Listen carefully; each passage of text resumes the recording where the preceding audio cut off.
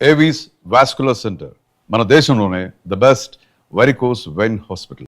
తీసే టైంలో రాఘవేంద్రరావు గారితో నేను గొడవ అన్న కానీ చిన్న డిస్టర్బెన్స్ వచ్చింది పద్మాలయకి అని చెప్పి అంటారు. ఏంది ఇష్యూ ఏంది రాఘవేంద్రరావు గారితో? తెలుగులో రాఘవేంద్రరావుతో సినిమా ఎప్పుడు చేయలేదు. కరెక్ట్, తెలుగులో తీయలేదు, హిందీలో చేశాం. హిందీలో హిమ్మత్ వాళ్ళ తీశారు. కానీ ఇంకో సినిమాకి రాఘవేంద్రరావు చేయనని చెప్పారు. రాఘవేంద్రరావు అయితే చేయకపోతేనే రాఘవేంద్రరావు అసోసియేట్ చేస్తామని చెప్పేసి ఒక సినిమాకి ఆయన అసోసియేట్ని తీసుకెళ్ళి పట్టుబట్టి సినిమా తీశారు అంటారు. అదేం లేదు, మా హిందీకి మేము ఫస్ట్ హిందీయే కాదు, తెలుగు కానీ హిందీ కానీ ఎప్పుడైనా డైరెక్టరు పలానా డైరెక్టర్ ఉంటేనే మనం సినిమా తీయగలం అనేది ఎప్పుడూ లేదు. సార్ మేము ఎప్పుడైనా మాకు అనుకూలంగా ఉండే డైరెక్టరు లేకపోతే యూనిట్ డైరెక్టరు, యూనిట్ డెసిషన్స్ ఎక్కువ ఉంటాయి సినిమా మేకింగ్లో. వన్ మ్యాన్ డైరెక్టర్ డెసిషన్ అనేది ఉండదు మాకు. అట్లా అనుకూలంగా ఉండే డైరెక్టర్స్తోనే సినిమాలు తీసాం. తెలుగు 70 సినిమాలు 80 సినిమాలు చేసిన అన్నీ అట్లనే ఉన్నాయి. హిందీ కూడా అంతే. హిందీలో రాఘవేంద్రరావు చేశారు కదా అని అడగచ్చు. హిందీలో Raghavendra Rao I have introduce him to Hindi కొత్తగా, అంతేగాని రాఘవేంద్రరావు పెద్ద డైరెక్టర్ని ఏం తీసుకోలేదు. మరి రాఘవేంద్రరావుని తర్వాత ఒక సినిమా చేయమని అడిగితే చేయనన్నాడని చెప్పి ఆయన అసోసియేట్ని తీసుకెళ్ళి మీరు ఒక సినిమా చేయలేదా? అదేం లేదు, అతను మాకు 3 సినిమాలు చేశాడు ఒకే సంవత్సరం. హిమతోలా చేశాడు, జెస్సీ సౌదా చేశాడు, కామయాబు చేశాడు, హోషియార్ చేశాడు. మధ్యలో అతను అసిస్టెంట్ రవిచంద్ర అనే హనుమంతరావు ఖైదీ పెట్టుకున్నాడు. అప్పుడు రాఘవేంద్రరావు డేట్స్ లేవో తెలియదు, సరిగ్గా గుర్తురాలి. క్వశ్చన్ నువ్వు అడిగేది ఇప్పుడు గుర్తొచ్చింది. ఇప్పుడు గుర్తొచ్చింది. ఖైదీ రవిచంద్ర చేశాడు, రాఘవేంద్ర అసిస్టెంట్. రాఘవేంద్ర అయినా ఒకటే, అసిస్టెంట్ అయినా ఒకటే. హనుమంతరావు ఆయన సిద్ధాంతం ఏంటంటే తీసుకెళ్లారంటగా, ఎవరైనా ఒకటే నాకు. ఇది మీ అన్నదమ్ముల్లో ఉండే మొండి ధైర్యం.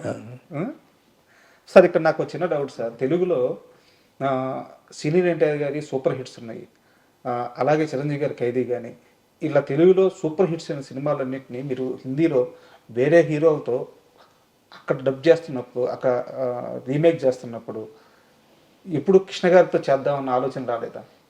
హిందీలోనా? ఆయనకి ఇంట్రెస్ట్ లేదు. ఇంకో భాషలోకి, తమిళ్లోకి ఇంట్రెస్ట్ లేదు, హిందీకి అసలు ఇంట్రెస్ట్ లేదు. ఎప్పుడైనా డిస్కషన్ జరిగినాయా? ఇంట్రెస్ట్ లేనప్పుడు ఇంకా డిస్కషన్ ఉంటుంది. అసలు ఇప్పుడు తమిళ్లో చేయడానికే ఇంట్రెస్ట్ చూపిస్తలే. చాలామంది తమిళ ప్రొడ్యూసర్లు అడిగారు యాక్ట్ చేయమని, ఇంట్రెస్ట్ చూపిస్తలే. సార్ చాలామంది చిరంజీవి ఖైదీ సినిమా కృష్ణ గారిదే, కొన్ని కారణాల వల్ల లాస్ట్ మినిట్లో చిరంజీవి గారు వచ్చి చేరారు ఖైదీలో అని చెప్పి చెప్తారు. అసలు ఖైదీ సినిమా బ్యాక్డ్రాప్లో ఏం జరిగింది మీకు తెలిసి? అంటే డేట్స్ అడ్జస్ట్ అవ్వలేదు. కృష్ణ గారు ముందు వాళ్ళు కృష్ణ గారిని అప్రోచ్ అయ్యారు, డేట్స్ అడ్జస్ట్ కాలే, వేరే కమిట్మెంట్స్ తోటి. అప్పుడు కోదండరామ్ రెడ్డి ఖైదీ తీసుకొని తర్వాత చేద్దాంలే అని తర్వాత చేశారు. మామూలుగా అయితే ఖైదీలో కృష్ణ గారే చేయాలి, కానీ ఖైదీ సినిమాతో చిరంజీవి కెరీర్ ఎక్కడికో వెళ్ళిపోయింది కదా.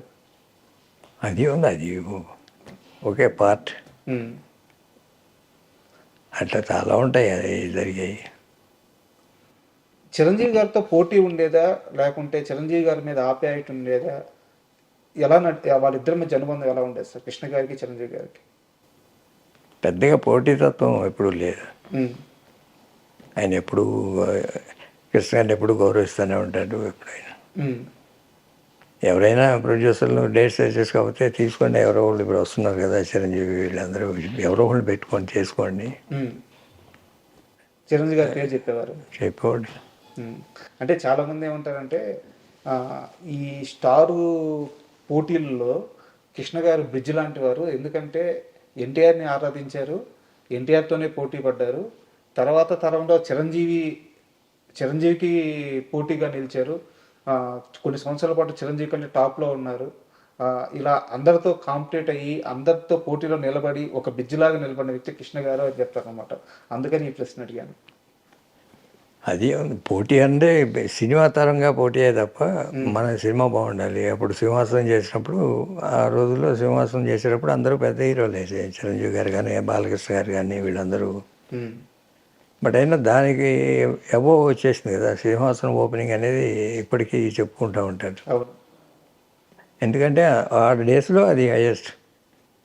సింహాసనం సినిమా గురించి ఒక చిన్న వీడియో చేశాను సార్ నేను. అంటే ఒక చిన్న ఒక జర్నలిస్ట్ని తీసుకొచ్చి సింహాసనం స్పెషల్ అని చెప్పి ఒక చిన్న వీడియో చేస్తే ఆ వీడియో 1,00,000 వ్యూస్ వెళ్ళింది యూట్యూబ్లో. వెళ్ళిన తర్వాత కింద కామెంట్స్ చూస్తే సింహాసనం సినిమాకి ఎంత ఫ్యాన్ ఫాలోయింగ్ ఉందంటే అది అప్పటి బాహుబలి అని చెప్పి ఎంతమంది కామెంట్లు చేస్తున్నారు. మా తరం చూసిన బాహుబలి ఈ సినిమా అని చెప్పేసి ఆ గ్రాండీర్ కానీ ఆ పాటలు కానీ అసలు సింహాసనం సినిమా గురించి ఆ బ్యాక్డ్రాప్లో జరిగిన ఆ వర్క్ గురించి కాస్త చెప్పండి సార్. ఆయన ఫస్ట్ టైం డైరెక్షన్ కార్డు వేసుకోవడం, దాంతో ఏదో డిఫరెంట్గా ఉండాలని పెద్ద సినిమా చేయటం. ఓపెనింగ్ రోజులు ఇప్పుడు మామూలుగా విజయవాడ ఉంది, రాజు సార్ ఆ రోజున 144 సెక్షన్ పెట్టారు. ఆ స్ట్రీట్లో వెళ్ళాలంటే టికెట్ చూపిస్తే కానీ అలౌ చేయలే. అంటే ఓపెనింగ్ సంగతి చెప్తాను. సార్ అప్పుడు 2 థియేటర్లు వేస్తే ఎక్కువ, అది 5 థియేటర్లు వేశారు పెద్దవాళ్ళు. రాజమండ్రిలో 5 థియేటర్లు వేశారు. అయినా 100 days ఫుల్ అయిన థియేటర్లు చాలా ఉన్నాయి. వైజాగ్ చిత్రాలయ కానీ ఇవన్నీ 100 days also full. 70mm convert చేసిన థియేటర్లు ఉన్నాయి. ఫస్ట్ టైం 70mm ఆ సినిమా కోసం. కానీ పద్మాలయ చాలా రిస్క్ చేసి సింహాసనం సినిమా చేసింది అని చెప్తారు, నిజమేనా? ఫైనాన్షియల్గా రిస్క్ ఏం లేదు. రిస్క్ అంటే బడ్జెట్ ఎక్కువ అయినా వస్తుందనే ఉద్దేశంతోనే కదా బడ్జెట్ పెట్టేది. అసలు పద్మాలయ వచ్చిందే దానికోసం కదా, కృష్ణ గారి కోసం అంటారు. ఎన్ని దశాబ్దాలు కలిసి వ్యాపారం చేశారు సార్ మీరు, మీ ముగ్గురు అన్నదమ్ములు? అన్ని దశాబ్దాలు ఇప్పటి వరకు కలిసే ఉన్నాం. ఇప్పటికీ it is a family concern. Sir ఒక్క రూపాయి దగ్గర తేడా వచ్చి కొట్టుకొని విడిపోయి తిట్టుకొని విడిపోయి అన్నదమ్ముల్ని బయట చాలా మందిని చూస్తున్నాను. నాకు తెలిసి పుట్టినప్పటి నుంచి 70 సంవత్సరాల ప్రయాణం మీ ముగ్గురు అన్నదమ్ములది. ఈ రోజుకి కూడా ఈ రూమ్ మొత్తం చూస్తే కృష్ణ గారి ఫోటోలు తెప్పించి ఇంకేమీ లేవు. అంతలా మీరు గుండెల్లో పెట్టుకున్నారు. మీ ముగ్గురు అన్నదమ్ముల మధ్య ఇంత ప్రేమ, ఇంత స్వచ్ఛమైన ప్రేమ, ఇది బిల్డ్ అవ్వడానికి కారణం ఏంటి? తొలి రోజుల నుంచి ఎలా బిల్డ్ అయ్యింది? మా అమ్మగారు పెంచిన విధానం అది. మాకెప్పుడు భేదాభిప్రాయాలు లేవు. ఏదైనా సలహా చెప్తాము, బట్ ఫైనల్ డెసిషన్ ఎప్పుడు అన్నదే, ఏ ఇష్యూలైనా. బట్ మేము చెప్పేదాంట్లో 90% ఒప్పుకుంటారు ఏదైనా. ఎప్పుడన్నా ఇట్లా కాదు ఇట్లా చేద్దామంటే అది ఫైనల్. ఆయన మందలించిన క్షణాలు ఏమైనా ఉన్నాయా ఏదో ఒక విషయంలో? ఎప్పుడు లేవు. నేను చెప్పాను కదా, ఏం చెప్పినా 90% ఓకే అంటారు.